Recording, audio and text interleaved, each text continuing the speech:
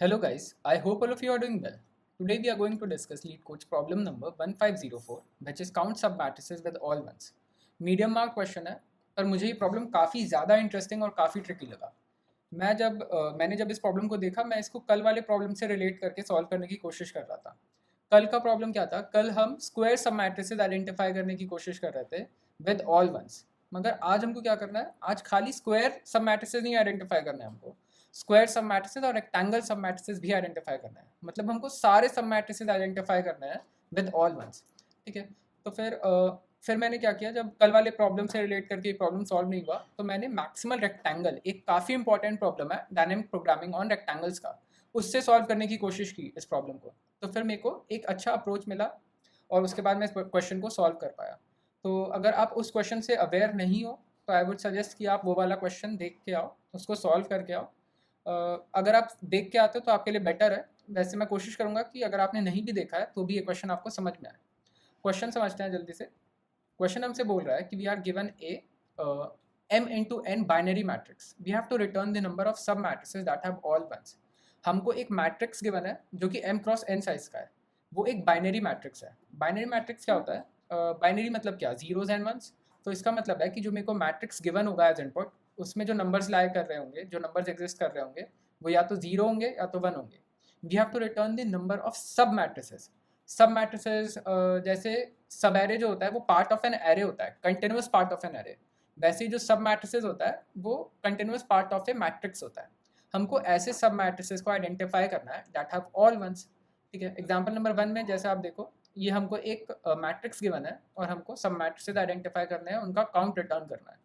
तो जो काउंट आ रहा है वो 13 आ रहा है। ठीक है, मतलब इसमें 13 ऐसे सब मैट्रिसेस एग्जिस्ट करते हैं विच कंप्राइज ऑफ ओनली वंस। ठीक है, इस क्वेश्चन को सॉल्व करने से पहले हम कुछ बेसिक चीज़ों पे ना डिस्कशन करते हैं। ठीक है, अगर आप मैक्सिमल रेक्टेंगल प्रॉब्लम सॉल्व करके आए हो तो आपको पता होगा उसमें हम क्या कर रहे थे, हम कुछ बिल्डिंग्स में कन्वर्ट कर दे रहे थे पूरे क्वेश्चन को। जैसे इस वाले एग्जांपल में अगर मैं देखूं तो ये 1 साइज़ का बिल्डिंग है, ये 2 साइज़ का बिल्डिंग है और ये 3 साइज़ का बिल्डिंग है। ठीक है, अब हम जो अपना क्वेश्चन सॉल्व करेंगे ना वो इसी को यूज़ करके करेंगे। डायनामिक प्रोग्रामिंग का क्वेश्चन है तो डेफिनेटली डीपी टेबल तो बनाएंगे। अब देखो बहुत सारे रोज हैं, ये जीरोथ रो, ये फर्स्ट रो, ये सेकेंड रो, और कॉलम्स भी बहुत सारे हैं। तो मैं क्या करूँगा, मैं फर्स्ट ना जीरो थ्रो पे काम करूँगा। अगर मैं जीरो थ्रो पे काम कर रहा हूँ तो मेरा जो डीपी टेबल होगा ना वो 1D भी होगा तो भी मेरा काम चल जाएगा। अब डीपी टेबल का साइज़ क्या होगा? जो मेरा मैट्रिक्स है बाइनरी मैट्रिक्स वो m क्रॉस n साइज़ का है। तो मतलब जितने कॉलम्स मेरे गिवन इनपुट मैट्रिक्स में होंगे उतने ही कॉलम्स मेरे डीपी टेबल में भी होंगे। तो फिर अगर इसमें 3 कॉलम्स हैं तो मेरी डीपी टेबल में भी 3 कॉलम्स होंगे।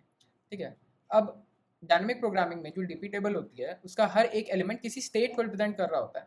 तो ये बहुत ज़रूरी है कि हम अच्छे से समझें कि डायनेमिक प्रोग्रामिंग का हर एक एलिमेंट किस स्टेट को रिप्रेजेंट कर रहा है। वो मैंने यहाँ पे लिखा है, DP represents the number of sub matrices with all ones that end at column j in this row. ठीक है, तो अगर मैं फर्स्ट रो की बात करूँ, जीरो रो की, ये मेरी सबसे टॉप मोस्ट रो है ना, तो फिर ये टॉप मोस्ट रो और ये मेरा क्या हो गया, ये मान लो जेथ कॉलम है या जीरो कॉलम है। तो मेरे को बताना है ये जो मेरा डीपी जीरो होगा ये मेरे को बता रहा होगा कि ये वाला जो ब्लॉक है ये कितने सब मैट्रिसेस के लिए बॉटम राइट में एग्जिस्ट कर रहा है। एक बार समझते हैं कि बॉटम राइट का मतलब क्या है, बॉटम राइट ब्लॉक होने का। सपोज मान लो कि ये एक रेक्टेंगल है। ठीक है, अब ये वाला जो ब्लॉक है ये बॉटम राइट में एग्जिस्ट कर रहा है, इसके इस पूरे रेक्टेंगल के बॉटम राइट में है, पर और भी ऐसे ब्लॉक्स हैं जिनके लिए ये वाला ब्लॉक बॉटम राइट में होगा। फॉर एग्जांपल अगर मैं कलर चेंज करूँ टू ग्रे, तो फिर ये वाले ब्लॉक के लिए ये वाला ब्लॉक बॉटम राइट में है। इस वाले ब्लॉक के लिए भी ये वाला जो ब्लॉक है ये बॉटम राइट में है। इस वाले ब्लॉक के लिए भी ये बॉटम राइट में है और इस पूरे रेक्टेंगल के लिए भी ये बॉटम राइट में है। ठीक है, तो ये जो डी पी जे है ना ये बेसिकली मेरे को बता रहा होगा कि फॉर ए गिवन रो आई ये जो जेथ ब्लॉक है ये कितने ऐसे सब मैट्रिसेस हैं जिनके लिए ये बॉटम बॉटम राइट में एग्जिस्ट कर रहा है। ठीक है, तो अब इस वाले एग्जाम्पल पे आते हैं। इस वाले एग्जाम्पल में मैंने ना 3 बिल्डिंग्स बनाई हैं। जो पहली बिल्डिंग है उसका जो साइज़ है वो 1 है, सेकेंड बिल्डिंग का साइज़ 2 है और थर्ड बिल्डिंग का साइज़ 3 है। ठीक है, अब आप मेरे को बताओ कि ये वाला जो ब्लॉक है कितने ऐसे बिल्डिंग्स हैं जिनके लिए ये बॉटम राइट में एग्जिस्ट कर रहा है। अगर आप देखो अगर कोई ब्लॉक बॉटम राइट में है तो मेरे को आगे की बिल्डिंग से तो फ़र्क ही नहीं पड़ता, मेरे को पीछे की बिल्डिंग से फ़र्क पड़ता है। उसकी इन्फॉर्मेशन मेरे पास होनी चाहिए। पर अगर मैं देखूँ तो मेरे जीरोथ बिल्डिंग के लिए लेफ्ट में तो कोई बिल्डिंग एग्जिस्ट ही नहीं कर रही है। तो इसका मतलब क्या है कि ये वाला जो ब्लॉक है ना, ये खाली एक ही ब्लॉक के लिए बॉटम राइट में एग्जिस्ट कर रहा है, वो ये खुद है, ठीक है, क्योंकि इसके ऊपर भी कुछ भी नहीं है, ये तो खाली एक सिंगल ब्लॉक है। तो फिर total number of sub matrices जो एंड हो रहे हैं इस वाले ब्लॉक पे वो कितने होंगे, एक ही होगा। तो मैं डीपी टेबल में जाता हूँ और 0th इंडेक्स पे 1 फिल कर देता हूँ। अब ये जो मेरा जे है ये इंक्रीमेंट होगा। अब मेरे को बताना है कि ये जो जेथ ब्लॉक है ना, ith रो में जो जेथ ब्लॉक है, इसके लिए ये कितने ऐसे सब मैट्रिसेस या कितने ऐसे बिल्डिंग्स के लिए बॉटम राइट में एग्जिस्ट कर रहा है। मतलब मैं अब कलर चेंज करते हैं। अब मैं इस वाले ब्लॉक की बात कर रहा हूँ, तो अगर आप इसी बिल्डिंग में देखोगे तो ये वाला जो ब्लॉक है ये अपने आप के लिए भी बॉटम राइट में एग्जिस्ट कर रहा है, और इस पूरे ब्लॉक के लिए भी ये वाला ब्लॉक बॉटम राइट में एग्जिस्ट कर रहा है। अभी मैं खाली जिस बिल्डिंग पे ये ब्लॉक है उसी बिल्डिंग पे हूँ। तो आप एक बात बताओ, अगर मेरे पास प्रीवियस बिल्डिंग की इंफॉर्मेशन होती तो फिर मैं क्या करता, इस वाले ब्लॉक को भी काउंट कर सकता था। तो इससे हमको क्या समझ में आया कि अगर मेरे पास प्रीवियस ब्लॉक्स की इन्फॉर्मेशन होगी, प्रीवियस बिल्डिंग्स की, तो मैं क्या कर सकता हूँ, उन प्रीवियस बिल्डिंग्स की हाइट को यूज़ करके उससे एक बिगर रेक्टेंगल फॉर्म कर सकता हूँ, ठीक है।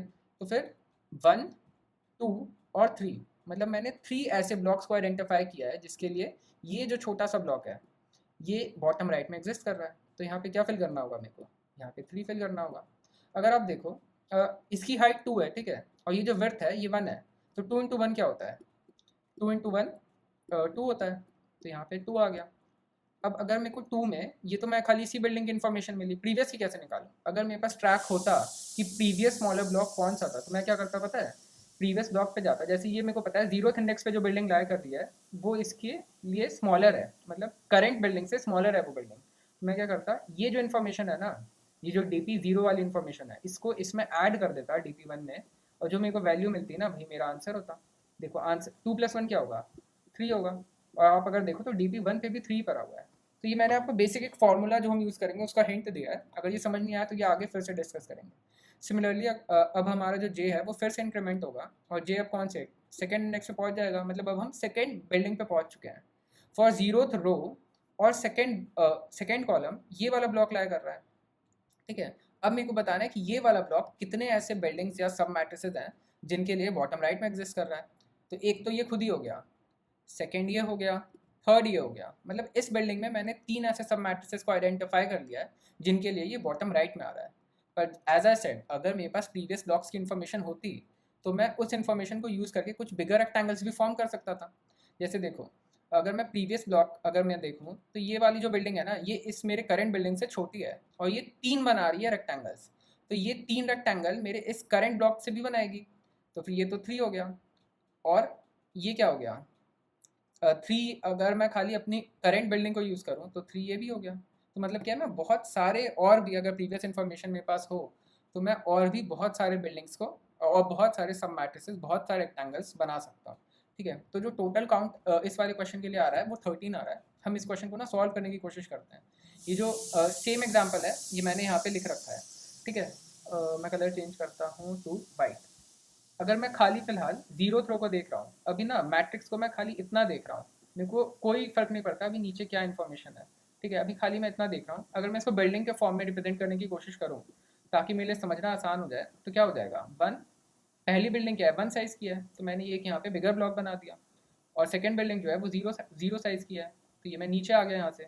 और जो मेरी थर्ड बिल्डिंग है वो फिर से 1 साइज़ की है, तो फिर मैंने एक फिर से बिगर ब्लॉक बना दिया। अब आप देखो, पहले मैंने खाली 0th रो की इन्फॉर्मेशन को स्टोर करा in the form of a building. फिर मैं क्या करता हूँ, मैं 0 और 1 रो को कंबाइन करता हूँ और इस इन्फॉर्मेशन को बिल्डिंग के फॉर्म में रिप्रेजेंट करने की कोशिश करता हूँ।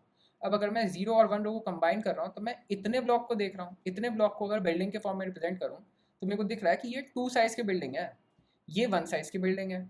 अब यहाँ तो 0 है, देखो कोई भी बिल्डिंग ज़मीन से ही शुरू होगी ना, ज़मीन पे ही 0 है और ऊपर एक फर्स्ट फ्लोर बना हुआ है, तो मतलब वो भी नॉन एग्जिस्टेंशियल होगा। तो मतलब क्या है, पहली जो बिल्डिंग होगी वो 2 साइज़ की होगी, सेकंड बिल्डिंग 1 साइज़ की, और फिर ये 0 है तो ये 0 ही रहेगा। तो अगर मैं इसको बिल्डिंग के फॉर्म में रिप्रेजेंट करता हूँ तो जो रिप्रेजेंटेशन आएगी वो ये होगी 2, 1 और 0। अब मैंने 0th रो को पहले देखा, फिर 0 और 1 को कंबाइन किया। अब मैं 0, 1 और 2 इन तीनों रोज को कंबाइन करके देखता हूँ, तो मतलब क्या है, अब मैं इस पूरे मैट्रिक्स को बिल्डिंग के फॉर्म में रिप्रेजेंट कर रहा हूँ। जो मेरी फर्स्ट बिल्डिंग है वो 3 साइज़ की है, तो फिर ये देखो यहाँ पे भी फर्स्ट बिल्डिंग मैंने 3 साइज़ की कर दी। जो मेरी सेकेंड बिल्डिंग है वो 2 साइज़ की है, तो यहाँ पे मैंने एक 2 साइज़ की बिल्डिंग बना दी। अब देखो फिर से द मीन्स अगर मैं देखूँ तो यहाँ पे तो जीरो आ रहा है और उसके ऊपर भी जीरो है, पर यहाँ टॉप पे एक सेकंड फ्लोर बना हुआ है, ये तो एग्जिस्ट कर नहीं सकता। तो यहाँ पे जो बिल्डिंग का साइज होगा वो जीरो ही होगा। अब एक काम करते हैं, एक एक करके इन बिल्डिंग्स को उठाते हैं और प्रॉब्लम को सॉल्व करने की कोशिश करते हैं, अप्रोच समझने की कोशिश करते हैं, और एक फॉर्मूला है उस पर भी थोड़ा सा डिस्कशन करते हैं। ठीक है, पहले मैं कलर चेंज करता हूँ तो ब्लू। ठीक है, ये जो फर्स्ट बिल्डिंग है ना, इसको मैंने कॉपी कर रखा है एज इट इज़ यहाँ पे। ठीक है, अब इस बिल्डिंग को अगर मेरे को वेक्टर के फॉर्म में रिप्रेजेंट करना हो तो मैं इसी फॉर्म में करूँगा। वन साइज के बिल्डिंग में वन डाल दिया, जीरो में यहाँ जीरो डाल दिया, और इस वन की जगह यहाँ वन डाल दिया। इस वेक्टर को सपोज अभी हम नाम दे देते हैं हाइट्स वेक्टर। ठीक है, और as I said dynamic programming का क्वेश्चन है, तो हर एक रो के लिए मेरे को एक डीपी टेबल तो बनानी पड़ेगी। डीपी टेबल जैसा कि हमने समझा, DP table represents the number of sub matrices with all ones that end at column j in this row. अभी करंट रो कौन सी है? करंट रो तो ये वाली है। तो अब मतलब क्या है, ये जो jth कॉलम और ये मान लो jth कॉलम है, तो ये जो dp जीरो है ये मेरे को बता रहा होगा कि इस वाले ब्लॉक पे एंड होने वाले कितने सब मैट्रिसेस हैं टोटल, या फिर ऐसे कितने सब मैट्रिसेस हैं जिनके लिए ये वाला जो ब्लॉक है ये बॉटम राइट में एग्जिस्ट कर रहा होगा।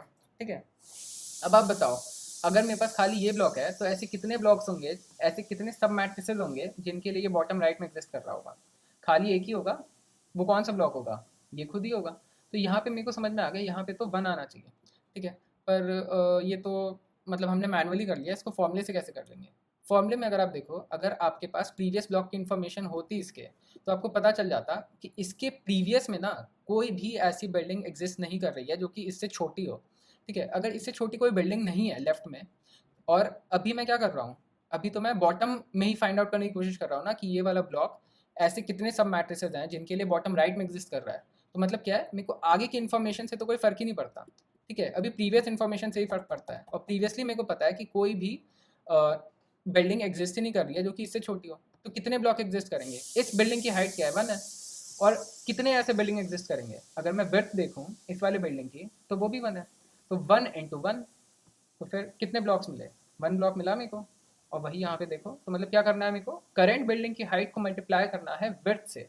और विड्थ अगर पीछे कोई और बिल्डिंग ही नहीं है तो मैं तो किसी बिल्डिंग से करंट बिल्डिंग को कंबाइन करके बिगर रेक्टेंगल्स फॉर्म ही नहीं कर पाऊंगा। तो मेरी करंट विड्थ से ही मेरे को मल्टीप्लाई करना पड़ेगा। तो मैं करंट हाइट को करंट विड्थ से मल्टीप्लाई कर देता हूँ, तो यहाँ पे वन आ जाएगा। और ये सही भी है, हमने देखा कि एक ही ऐसा सब मैट्रिक्स है जो एग्जिस्ट कर रहा है जिसके लिए ये वाला ब्लॉक बॉटम राइट में हो। ठीक है, आगे बढ़ते हैं। आगे बढ़े तो हमको एक जीरो साइज की बिल्डिंग मिली। अब देखो, हमको क्वेश्चन में गिवन था हमको ऐसे सब मैट्रिसेस फाइंड आउट करने हैं दैट हैव ऑल वंस। अब अगर इसी की वैल्यू जीरो है तो ये किसी वैलिड सब मैट्रिक्स का पार्ट तो हो ही नहीं सकता। तो यहाँ पे क्या आना चाहिए? यहाँ पे जीरो आना चाहिए। ठीक है, अब हम आते हैं इस लास्ट वाली बिल्डिंग पे। अगर आप लास्ट वाली बिल्डिंग देखो तो मतलब क्या बताना है मेरे को, ऐसे कितने सब मैट्रिसेस हैं, मतलब ये जो dp2 है ये क्या बता रहा होगा, ऐसे कितने सब मैट्रिसेस हैं जिनके लिए ये वाला ब्लॉक बॉटम राइट ब्लॉक हो। तो मेरे को तो एक ही ब्लॉक दिख रहा है, क्योंकि अगर ये एक ब्लॉक है, अगर ये मैं कंबाइन कर दूं ये सब मैट्रिक्स तो इसमें तो एक जीरो आ जाएगा, तो ये तो इनवैलिड हो गया ना। तो खाली एक ही ब्लॉक एग्जिस्ट कर रहा है। तो मैं क्या करता हूँ, मेरा प्रीवियस इन्फॉर्मेशन को यूज़ करता हूँ। मैंने देखा कि इसका प्रीवियस स्मॉलर कौन सा है, तो मेरे को पता चला ये है। अब अगर मैं इसकी वर्थ देखूँ तो इसकी वर्थ क्या है? वन। ये तो वर्थ वन ही है। और प्रीवियस ब्लॉक dp जीरो पे क्या पड़ा हुआ है, dp वन पे क्या पड़ा हुआ है, जीरो पड़ा हुआ है। तो जब मैं इसकी हाइट को विड्थ से मल्टीप्लाई करता हूँ तो वन इंटू वन मिलता है। और इस वाले ये जो dp, ये जो भी इंडेक्स है, ये जीरो वन, ये फर्स्ट इंडेक्स है, इसकी इन्फॉर्मेशन को जब मैं ऐड करता हूँ, मतलब मैं क्या कर रहा हूँ, करंट हाइट को विड्थ से मल्टीप्लाई किया और उसके बाद प्रीवियस जो स्मॉलर था उस इंडेक्स पे गया मैं dp टेबल में और उस वैल्यू को ऐड कर दिया। तो मतलब मैंने क्या किया, one into one plus dp one किया मैंने। dp वन की वैल्यू क्या है? dp वन की वैल्यू जीरो है। तो one into one plus zero क्या हो जाएगा? वन ही होगा। तो ये जो dp2 है इसकी जगह पे वन आ जाएगा। अब देखो, ये टोटल मेरे को सब मैट्रिसेस का काउंट दे दिया इतने रो में, इतने सब मैट्रिक्स में। ठीक है, तो दो ऐसे सब मैट्रिक्स एग्जिस्ट कर रहे हैं इतने रो में, जो जो कंप्राइज कर रहे हैं ओनली वंस। ठीक है, तो फिर मेरे को ना एक काउंट वेरिएबल भी मेंटेन करना पड़ेगा। इसको फिलहाल मैं सी से रिप्रेजेंट कर देता हूँ। और उसकी जो करंट वैल्यू क्या होगी, ये जो डीपी टेबल बनाई है ना, इसके सारे एलिमेंट्स का सम कर दो। तो वन प्लस वन क्या हो जाएगा? टू हो जाएगा। तो फिर अभी मतलब ये जो जीरो थ्रो थी ना, इसमें मैंने दो सब मैट्रिसेस को आइडेंटिफाई कर लिया है जो कि हमारी इस वाले कंडीशन को सेटिस्फाई कर रहा है। ये कंडीशन क्या थी? Sub matrices should have all ones. ठीक है, तो मतलब क्या किया मैंने, ये जो फर्स्ट बिल्डिंग था ना, ये वाला बिल्डिंग, इसका काम तो कर लिया। अब हम सेकेंड बिल्डिंग को as it is copy paste मैंने नीचे कर रखा है और इसके लिए सॉल्व करने की कोशिश करते हैं। Colour changes to red now. ठीक है, ये मेरी बिल्डिंग थी। First building was of 2 size, second building 1 size की थी, और जो थर्ड बिल्डिंग थी वो 0 साइज़ की थी। तो फिर अगर उसको मैं वेक्टर के फॉर्म में रिप्रेजेंट करूँगा और इस वेक्टर का नाम हाइट से देते हैं तो क्या बनेगा, 0th इंडेक्स पे 2 भरा होगा, फर्स्ट इंडेक्स पे 1 और सेकंड इंडेक्स पे 0। अब हम क्या करते हैं, डीपी टेबल को फिल करने की कोशिश करते हैं। सबसे पहले देखो, ये वाला जो ब्लॉक है, अब अगर मैं एक बार मैट्रिक्स में आते हैं, अब मेरे को क्या बताना है, ये वाला जो ब्लॉक है ऐसे कितने सब मैट्रिसेस होंगे जिनके लिए बॉटम राइट में होगा, और उस इन्फॉर्मेशन को मेरे को डीपी 0 में जाके स्टोर करना होगा। अगर मैं मैनुअली करूँ तो मेरे को दो ब्लॉक्स, दो सब मैट्रिसेस नज़र आ रहे हैं, एक तो ये खुद ही है और दूसरा ये है। तो मतलब मैनुअली मेरे को पता चल गया कि यहाँ पे 2 आना चाहिए। अब इसको फॉर्मूले से कैसे करेंगे, फॉर्मूले में मैं क्या कर रहा था, फॉर्मूले में मैं करंट हाइट को मल्टीप्लाई कर रहा था उसके प्रीवियस वाले की इन्फॉर्मेशन से, कि मतलब हाइट को मैं बेसिकली विड्थ से मल्टीप्लाई कर रहा था। और अगर कोई मेरे को प्रीवियस स्मॉलर एलिमेंट मिल रहा था तो डीपी टेबल में उस इंडेक्स पे जा रहा था और उस डीपी टेबल में जो भी एलिमेंट पड़ा था उस इंडेक्स पे उसको ऐड कर दे रहा था। पर यहाँ लेफ्ट में तो कोई और प्रीवियस स्मॉलर एग्जिस्ट ही नहीं करता है, क्योंकि और कोई बिल्डिंग ही नहीं है यहाँ पे। तो करंट हाइट को मेरे को करंट विड्थ से मल्टीप्लाई करना होगा। करंट विड्थ क्या है, 1 है, तो 2 इंटू 1 क्या हो जाएगा, 2 हो जाएगा।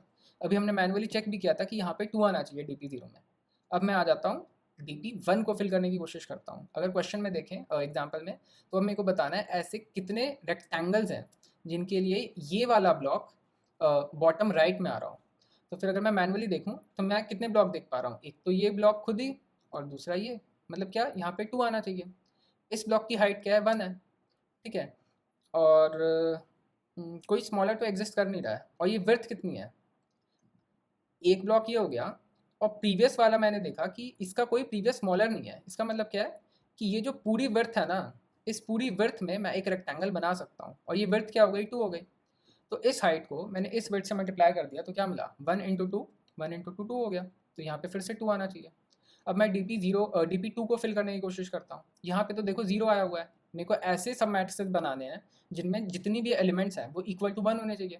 तो ये तो कोई वैलिड सब मैट्रिक्स का पार्ट होगा नहीं, तो यहाँ पे क्या आना चाहिए, यहाँ पे 0 आना चाहिए। अब देखो मेरा जो काउंट था वो इक्वल टू 2 था, कितने कितने सब मैट्रिक्स के लिए, इस सब मैट्रिक्स के लिए। अब मैंने किस सब मैट्रिक्स को कवर कर लिया है, अब मैंने इस पूरे सब मैट्रिक्स को कवर कर लिया है which comprises of the 0th row and the first row.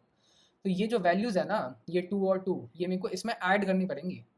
तो फिर अगर मैं डीपी टेबल के वैल्यूज़ को ऐड करूँ काउंट में तो 2 + 2 क्या हो जाएगा, 4 हो जाएगा।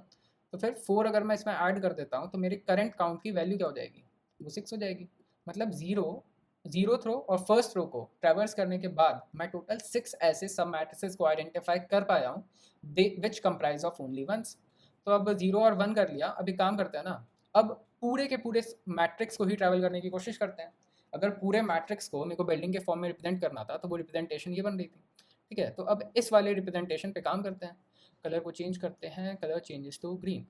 इस वाली बिल्डिंग की इन्फॉर्मेशन को अगर मैं वेक्टर के फॉर्म में रिप्रेजेंट करूंगा तो क्या बनेगा, हाइट्स वेक्टर की वैल्यू क्या हो जाएगी, 3 2 और 0। ठीक है, अब डीपी टेबल को फिल करते हैं। डीपी 0 मेरे को क्या बता रहा होगा, डीपी 0 बता रहा होगा कि ये वाला ब्लॉक कितने सब मैट्रिसेस के लिए बॉटम राइट में एग्जिस्ट कर रहा है। पहले मैनुअली करते हैं। तो एक ये सब मैट्रिक्स हो गया, सेकेंड सब मैट्रिक्स ये वाला होगा, और थर्ड सब मैट्रिक्स ये वाला होगा।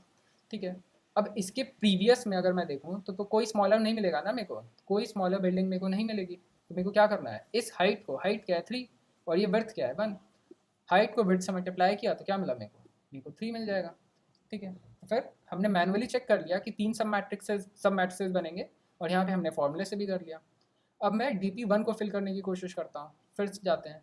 अब हम आइडेंटिफाई कर रहे हैं कि ये वाला ब्लॉक कितने ऐसे सब मैट्रिसेस हैं जिनके लिए बॉटम राइट में होगा। मैनुअली करें सबसे पहले, तो 1 और ये 2 और भी बन रहे हैं 3 और ये 4। ठीक है, इस बिल्डिंग की हाइट क्या है, 2 है। इसका कोई प्रीवियस स्मॉलर है, कोई प्रीवियस स्मॉलर नहीं है। तो इसका मतलब क्या है कि मैं प्रीवियस बिल्डिंग से भी कंबाइन करके एक बिगर ब्लॉक बना सकता हूँ। तो इसकी हाइट क्या है, इसकी हाइट 2 है और ये वर्थ क्या हो जाएगी, ये 2 हो जाएगी। तो 2 को 2 से मल्टीप्लाई करूँगा तो क्या बनेगा, 4 बनेगा। अभी हमने मैनुअली भी देखा कि कौन से 4 सब मैट्रिसेस होंगे, तो मतलब ये वैल्यू ठीक है। DP2 पे आते हैं हम, और अब इसको फिल करने की कोशिश करते हैं। DP2 पे मैंने देखा ये जो मेरा हाइट्स 2 है, ये सेकेंड इंडेक्स है, इस पर 0 पड़ा हुआ है। मेरे को ऐसे सब मैट्रिसेस आइडेंटिफाई करने थे जो कंप्राइज करते हो ओनली वंस के। तो मतलब ये कोई वैलिड सब मैट्रिक्स तो फाइंड आउट नहीं करेगा, कोई वैलिड सब मैट्रिक्स नहीं होगा जो कि इस वाले ब्लॉक पे एंड हो रहा हो। तो dp2 की वैल्यू 0 होनी चाहिए। मेरे काउंट की वैल्यू क्या थी? मेरे काउंट की वैल्यू अभी 6 चल रही थी इतने में। अब मैंने क्या किया, मेरे को कलर चेंज करना होगा, चलो पर्पल। अब मैं पूरे मैट्रिक्स में मैंने आइडेंटिफाई कर लिया कि इतने और बन रहे हैं, तो मेरे को 12 में 6 में ऐड करना पड़ेगा ये डीपी टेबल की जो भी वैल्यूज़ हैं। तो 3 + 4 = 7। 7 अगर मैं 6 में ऐड कर दूँ तो क्या बनेगा? 7 + 6 = आप कैलकुलेटर यूज़ करना, मैंने दिमाग में कर लिया है। 7 + 6 = 13। और यहाँ पे अगर आउटपुट देखो तो आउटपुट भी 13 ही है। तो इसका मतलब क्या है कि हमने एक वैलिड अप्रोच तो सोच लिया है। अब इसके कोड पे थोड़ा सा छोटा सा डिस्कशन करते हैं। अगर आप मैक्सिमल रेक्टेंगल सॉल्व करके आए हो तो आई एम श्योर आपको पता होगा कि प्रीवियस स्मॉलर एलिमेंट हम स्टैक के हेल्प से कैसे फाइंड आउट करते हैं। अब अगर मैं वो एक्सप्लेन करने लगूंगा तो बहुत लंबी वीडियो हो जाएगी। तो आई वुड सजेस्ट कि आप प्रीवियस स्मॉलर एलिमेंट स्टैक के हेल्प से कैसे सॉल्व करते हैं वो देख के आए। बेस्ट ये रहेगा कि आप मैक्सिमल रेक्टेंगल वाला जो प्रॉब्लम है वो देख के आओ। पर अगर फिर भी अगर आपको कोई डाउट है मैक्सिमल रेक्टेंगल वाले प्रॉब्लम में तो आप प्लीज़ कमेंट करना, मैं आज के आज उस पर एक वीडियो बना दूंगा। ज़्यादा लंबी वीडियो नहीं होगी, 15-20 मिनट की और होगी, ठीक है? तो मेरे को कोई दिक्कत नहीं है उस पर भी वीडियो बनाने के लिए। तो अब हम क्या करते हैं, कोड पे आते हैं। और कोड में मेरे ख्याल से आपको बिल्कुल समझ में आ जाएगा कि मैं एक्जैक्टली करने की क्या कोशिश कर रहा हूँ। सबसे पहले मैं क्या करता हूँ, एक काउंट वेरिएबल बना देता हूँ। काउंट बेसिकली मेरा आंसर वेरिएबल है और इसी में ना इसी को मैं लास्ट में रिटर्न कर रहा हूँ। यही मेरे को लास्ट में दे रहा होगा count of sub matrices with all ones, ठीक है? और दो वेरिएबल्स और बनाता हूँ। एक m बना लेता हूँ। m मेरे को बताएगा नंबर ऑफ रोज कितने हैं और n मेरे को बताएगा नंबर ऑफ कॉलम्स कितने हैं, ठीक है? और एक चीज़ और, मैं क्या कर रहा था आपने देखा होगा, हर एक रो के लिए ना मैं हाइट्स वेक्टर बना रहा था। तो मैं क्या करता हूँ, मैं एक ही हाइट्स वेक्टर को आप देखना भी कैसे बार बार यूज़ करता जाऊँगा। इसका साइज़ क्या होगा? इसका साइज़ जो मेरे मैट्रिक्स में कॉलम्स है ना, नंबर ऑफ कॉलम्स उतना ही साइज़ होगा। तो इसका साइज़ होगा n और मैं इसको इनिशियलाइज़ कर देता हूँ इसके हर एक एलिमेंट को बाय 0, ठीक है? उसके बाद क्या करना है? कुछ भी नहीं करना है। रो बाय रो मेरे मैट्रिक्स को ट्रैवर्स करना शुरू कर देता हूँ। For int i = 0 y should be less than m i plus plus, एक इनर लूप चलेगा j = 0 से लेके j should be less than n और j को मैं इंक्रीमेंट करता जाता हूँ। अब देखो मैं हाइट्स वेक्टर को कैसे बनाता हूँ। If mat i, j equal to 1 है। अच्छा मतलब क्या है, मेरी जो बिल्डिंग की हाइट है ना वो इंक्रीज़ होनी चाहिए। कितने से इंक्रीज़ होगी? 1 से होगी। तो हाइट्स में क्या करता हूँ, मैं +1 कर देता हूँ। अब बताओ अगर मेरे मैट्रिक्स ith रो और jth कॉलम वाला जो एलिमेंट है उस पे जो एलिमेंट लाया कर रहा है वो 0 था तो क्या हो रहा था, तो जो मेरी हाइट थी ना उसको मैं 0 कर दे रहा था, क्योंकि कोई भी बिल्डिंग ऐसे विदाउट ग्राउंड फ्लोर तो एग्जिस्ट कर नहीं सकती। तो जो हाइट्स i होगा, in case my matrix i j is equal to 0, तो हाइट i नहीं आएगा यहाँ पे, हाइट j आएगा। तो क्या होगा, हाइट j इक्वल टू 0 हो जाएगा, ठीक है? अब इतने लूप के बाद मैंने क्या किया होगा, 0th रो के लिए जो हाइट्स वेक्टर है मेरा, मतलब ये जो पहला हाइट्स वेक्टर है 1 0 1, ये फॉर्म कर लिया होगा, ठीक है? अब फॉर्म करने के बाद मैं क्या कर रहा था, फॉर्म करने के बाद मैं डीपी टेबल को फिल करने की कोशिश कर रहा था। डीपी टेबल को फिल करने के लिए मेरे को प्रीवियस स्मॉलर एलिमेंट की वैल्यू चाहिए होती थी। अब देखो प्रीवियस स्मॉलर एलिमेंट मैंने कहा कि मैं स्टैक के हेल्प से फाइंड आउट करूँगा, तो जल्दी से कर लेते हैं। सबसे पहले मैं अपना डीपी टेबल बनाता हूँ, वेक्टर इन डीपी। इसका साइज़ क्या होगा, n होगा। इसके हर एक एलिमेंट को मैं 0 से इनिशियलाइज़ कर लेता हूँ। अब प्रीवियस स्मॉलर एलिमेंट चाहिए तो स्टैक की हेल्प तो लेनी पड़ेगी। स्टैक को इनिशियलाइज तो हम करते नहीं हैं, ठीक है? अब हम क्या करेंगे, जो मेरा हाइट्स है ना उसको ट्रैवर्स करना शुरू करते हैं। Heights vector int i = 0, Heights का साइज़ क्या है, हाइट्स का जो साइज़ है वो n है। तो i 0 से लेके n तक चलेगा। i मत दो, आप इसको j बोल लो। इंट j = 0, j 0 से लेके n तक चलेगा और j हर एक बारी में इंक्रीमेंट होता जाएगा। अब मेरे को एक वाइल लूप चलाना होगा, कब तक, तब तक जब तक मेरा स्टैक एम्प्टी नहीं है। And Heights stk.top is greater than Heights j। जब तक मेरे को ऐसा कोई इंडेक्स ना मिल जाए जिस पे मेरे हाइट्स j से लेसर वैल्यू पड़ी है, तब तक मेरे को स्टैक के एलिमेंट्स को पॉप करते जाना है। तो यहाँ पे मैं पॉप कर देता हूँ। एक बार चेक कर लूँ कि मैंने कंडीशन सही लिखी है। Heights stk.top should be yes, ये कंडीशन बिल्कुल सही है। अब देखो, अब ऐसा भी तो हो सकता है कि जो मेरा स्टैक है वो एम्प्टी हो जाए। एम्प्टी किस केस में होगा, जब लेफ्ट में कोई ऐसी बिल्डिंग एग्जिस्ट ही ना कर रही हो जो मेरे करंट बिल्डिंग से छोटी हो। अब ऐसी अगर कोई बिल्डिंग ही नहीं एग्जिस्ट कर रही है तो हमको कुछ काम करना पड़ेगा। तो यहाँ पे मैं क्या करता हूँ, कंडीशन बनाता हूँ, if my stack gets empty. अगर मेरा स्टैक एम्प्टी हो गया है तो डीपीजे में मैं क्या कर रहा था, खाली करंट हाइट को जो मेरी करंट ब्रेथ थी उससे मल्टीप्लाई कर दे रहा था। तो मेरे को क्या करना पड़ेगा, हाइट्स जे को मल्टीप्लाई करना पड़ेगा j+1 से। ये समझते हैं कैसे होगा। जैसे इस वाले केस में आओ, इस बिल्डिंग के लिए अगर आप देखो, इस बिल्डिंग के लिए लेफ्ट में तो कोई ऐसी बिल्डिंग ही नहीं है जो इससे छोटी है। इसका मतलब क्या है कि मैं ये जो पीछे जितनी भी बिल्डिंग्स है ना, इनको यूज़ करके और बहुत सारे सब मैट्रिसेस फॉर्म कर सकता हूँ। तो अगर मैं इस हाइट को मल्टीप्लाई कर दूँ ये करंट वर्थ से, अब देखो ये वर्थ 1 हो गई और ये वर्थ 2 हो गई, और ये इंडेक्स क्या होगा, ये इंडेक्स 0 होगा, ये इंडेक्स 1 होगा। तो मेरी करंट जे की वैल्यू 1 है, तो फिर मेरी टोटल वर्थ क्या होगी, j+1 होगी। तो ये जो करंट हाइट 2 है, मेरे को इसको j+1 से मल्टीप्लाई करना पड़ेगा। j+1 वर्थ है, 1+1 2 हो जाएगा, और आप देखो यहाँ पे जो वर्थ है ना, ये वर्थ ये भी 2 ही आएगी, ठीक है। तो फिर इसलिए मैंने यहाँ पे हाइट्स j को 2 से मल्टीप्लाई किया है। अब अगर मेरा स्टैक एम्प्टी नहीं है, इसका मतलब क्या है, इसका मतलब ये है कि मेरे को कोई एक प्रीवियस एलिमेंट ऐसा मिल गया है जो कि lesser than my current height है। तो मैं क्या करूँगा, यहाँ पे int prev equal to stk.top, पहले मैंने इंडेक्स निकाल दिया, ठीक है। अब मैं dpj की वैल्यू को सेट कर देता हूँ, dp प्रीव मतलब प्रीवियस जो इंफॉर्मेशन है, मतलब प्रीवियस जो सब मैट्रिसेस फॉर्म हो रहे हैं प्रीव वाले इंडेक्स पे, उनको भी तो मैं क्लब कर सकता हूँ मेरे करंट इंडेक्स से। तो फिर dp प्रीव को मेरे को ऐड करना पड़ेगा मेरी करंट हाइट से, और मेरी विड्थ क्या हो जाएगी, मान लो कि 0th इंडेक्स पे मेरे को पता है कि स्मॉलर एलिमेंट है मेरे करंट एलिमेंट से, तो फिर या फर्स्ट इंडेक्स मान लेते हैं, और मैं करंटली मान लो 3rd इंडेक्स पे हूँ, तो जो मेरी वर्थ होगी 1 और 3 के बीच में वो क्या होगी, j माइनस प्रीव होगी। तो फिर वही मैं यहाँ पे लिख देता हूँ, j माइनस प्रीव। इसको अभी एक काम करते हैं, समझ लेते हैं ढंग से। सपोज मान लो ये एक वेक्टर है, ठीक है।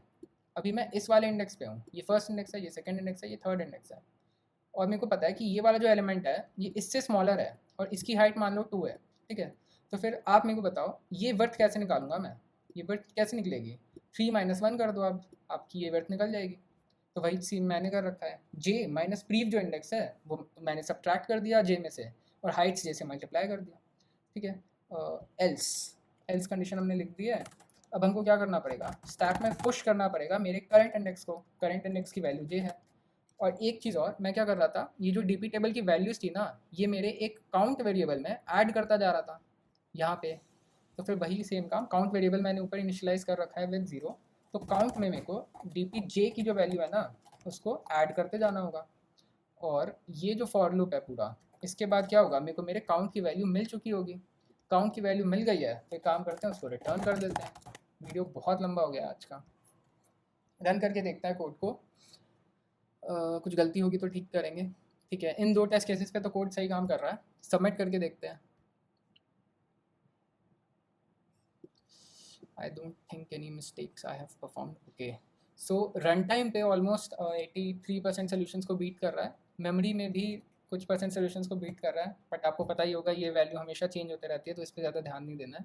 जल्दी से स्पेस और टाइम कॉम्प्लेक्सिटी का एनालिसिस करते हैं। एक्स्ट्रा मेरे को नज़र आ रहा है कि मैं एक हाइट्स वेक्टर बना रहा हूँ और एक स्टैक बना रहा हूँ। आप कभी भी देखना, जो आपके हाइट्स वेक्टर का साइज है ना वो n है, और कभी भी आप देखना स्टैक में एट मैक्स आप n ही एलिमेंट्स पुश करोगे, तो जो स्पेस कॉम्प्लेक्सिटी होगी वो आइडेंटिफाई करना इजी है, तो उसको मैं जल्दी से लिख देता हूँ O(n).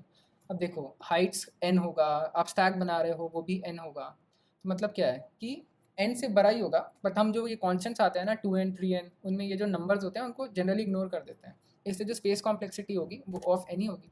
टाइम कॉम्प्लेक्सिटी देखते हैं। अगर आप देखो ये वाला जो आउटर लूप है ये कितने टाइम्स चल रहा है, ये मेरे ख्याल से m टाइम्स चल रहा है। उसके बाद ये वाला जो लूप है ये n टाइम्स चल रहा है, और ये वाला जो लूप है ये भी n टाइम्स चल रहा है, तो मतलब 2n हो गया। पर आप देखो इसमें ये जो वाइल लूप है इसमें एक मतलब स्टैक में इसमें एलिमेंट्स को पुश और पॉप कर रहा हूँ, यहाँ पे मैंने पॉप किया है और यहाँ पे पुश कर रहा हूँ, पर आप देखना कोई भी एलिमेंट ना एक बार से ज़्यादा पुश नहीं होगा और एक बार से ज़्यादा पॉप नहीं होगा। तो फिर अगर मैं इस वाइल लूप को इग्नोर कर देता हूँ, तो इस फॉर लूप का n, इस फॉर लूप का n, और इस आउटर लूप का m, तो m इंटू 2n हो गया, तो m इंटू 2n मतलब 2mn, तो उसको मैं इग्नोर करके 2 को क्या लिख सकता हूँ, जो टाइम कॉम्प्लेक्सिटी हो जाएगी वो O of m into n हो जाएगी, ठीक है। तो मेरे ख्याल से तो हमने एनालिसिस भी बिल्कुल सही कर लिया है, एक बार चेक कर लेते हैं। सबसे पहले टाइम कॉम्प्लेक्सिटी देखते हैं, time complexity is m into n like I said, और स्पेस कॉम्प्लेक्सिटी देखते हैं, space complexity is O of n, ठीक है। n क्या है, n नंबर ऑफ कॉलम्स है, ठीक है। तो आई होप आपको क्वेश्चन समझ में आया हो, एक्सप्लेनेशन समझ में आया हो, अप्रोच और ड्राई रन समझ में आया हो। अगर वो सब समझ में आ गया है तो कोड में जो एक चीज़ ट्रिकी आपको लग सकती है वो यही है कि मैंने प्रीवियस स्मॉलर एलिमेंट कैसे निकाला। तो फिर उसके लिए लाइक आई सेड, आप कोई वीडियो देखो, गूगल सर्च करो, अगर ना समझ में आए तो कमेंट करो, मैं एक 15-20 मिनट का लेक्चर शाम तक इस पर भी डाल दूँगा, ठीक है। तो फिर अगर सब कुछ समझ में आया है आपको तो प्लीज़ आप लेक्चर को लाइक करो, चैनल को सब्सक्राइब करो। अगर कोई भी डाउट है तो प्लीज़ कमेंट करो, I will reach out to you as soon as possible. That's it for today guys, thank you so much.